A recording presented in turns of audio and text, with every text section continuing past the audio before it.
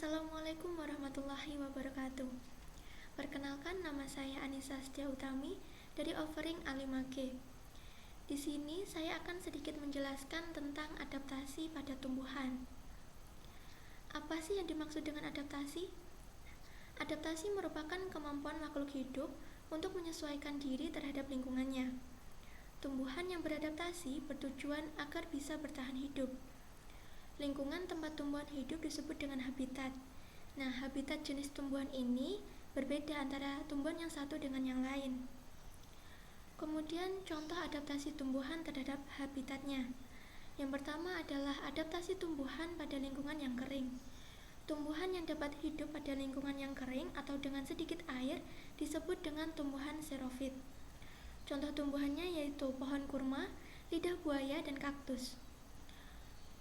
Bentuk adaptasi yang dilakukan kaktus yaitu daun yang termodifikasi berbentuk duri untuk mengurangi penguapan, akar yang sangat panjang untuk mencari sumber air, dan batang yang tebal untuk menyimpan cadangan air.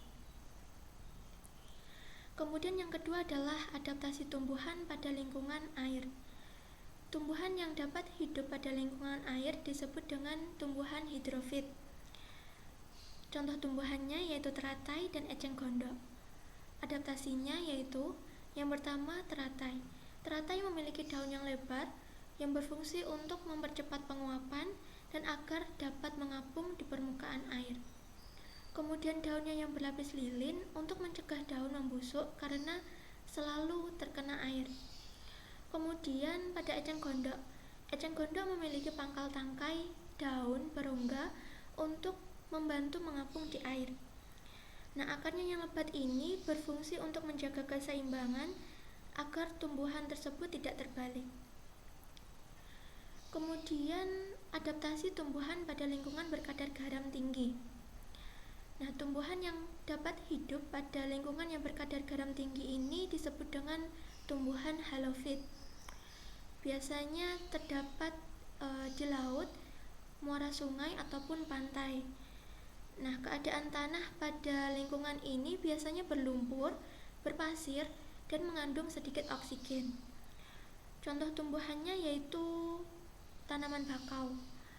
Beberapa jenis bakau memiliki akar napas yang tumbuh ke atas permukaan tanah untuk memperoleh oksigen. Jadi tanaman tersebut masih tetap memperoleh oksigen dengan bantuan akar nafasnya tadi ya. Ada juga tumbuhan bakau yang berakar tunjang untuk menopang tumbuhan di tanah yang berlumpur dan menahan dari terjangan ombak. Kemudian daun yang kaku dan tebal dengan permukaan licin untuk mengurangi penguapan dan menyimpan air. Pada bagian bawah daun bakau memiliki kelenjar untuk mengeluarkan kelebihan kadar garam. Jadi kelebihan kadar garam pada tumbuhan bakau tetap dikeluarkan dengan bantuan kelenjar yang ada di bawah daun bakau tersebut. Kemudian yang terakhir adalah adaptasi tumbuhan pada lingkungan lembab. Tumbuhan yang dapat hidup pada lingkungan yang lembab disebut dengan tumbuhan higrofit. Contohnya yaitu tumbuhan paku. Nah, tumbuhan paku ini karena hidup di tempat yang lembab, penguapan yang terjadi lambat. Air yang dikeluarkan melalui struktur khusus pada daun yang disebut dengan stomata air atau hidatoda. Kemudian adaptasi tumbuhan untuk melindungi diri. Selain penyesuaian diri terhadap lingkungan, beberapa jenis tumbuhan memiliki ciri khusus sebagai perlindungan diri dari pemangsa. Oleh karena itu, tumbuhan melakukan penyesuaian diri untuk melindungi diri dari pemangsa. Contohnya yaitu memiliki duri seperti pada bunga mawar, kaktus, salak, dan putri malu. Kemudian memiliki rambut halus atau gelugut. Nah, gelugut ini atau rambut halus ini biasanya menyebabkan rasa gatal. Rambut halus atau gelugut biasanya terdapat pada tumbuhan bambu. Kemudian memiliki daun yang tajam seperti pada pohon nanas. Kemudian ada menghasilkan getah. Nah, getah ini akan menempel pada hewan yang akan memangsa tumbuhan tersebut, sehingga hewan tersebut akan sulit bergerak. Nah, beberapa getah dapat menyebabkan perih jika terkena kulit, sehingga hewan akan takut atau tidak berani untuk memangsa atau memakan tumbuhan tersebut.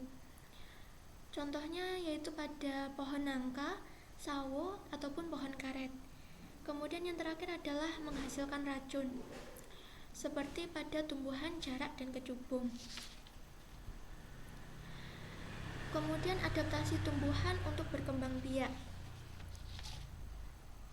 Tumbuhan yang melakukan adaptasi untuk membantu perkembangbiakannya yaitu terdapat bunga Rafflesia. Bunga Rafflesia mengeluarkan bau busuk untuk menarik serangga. Serangga yang hinggap pun dapat mengganggu, dapat membantu penyerbukannya. Kemudian terdapat bunga mawar dan bunga anggrek. Bunga ini memiliki mahkota bunga yang mencolok dan kelenjar nektar untuk menarik perhatian serangga yang dapat membantu penyerbukannya. Yang terakhir adalah bunga dandelion. Benih sekaligus bunganya memiliki struktur tambahan seperti serabut halus yang membantunya agar mudah terbawa angin. Nah, jika benih ini jatuh di tempat yang sesuai, benih tersebut akan tumbuh menjadi tumbuhan baru. Sekian penjelasan dari saya, kurang lebihnya mohon maaf dan terima kasih. Wassalamualaikum warahmatullahi wabarakatuh.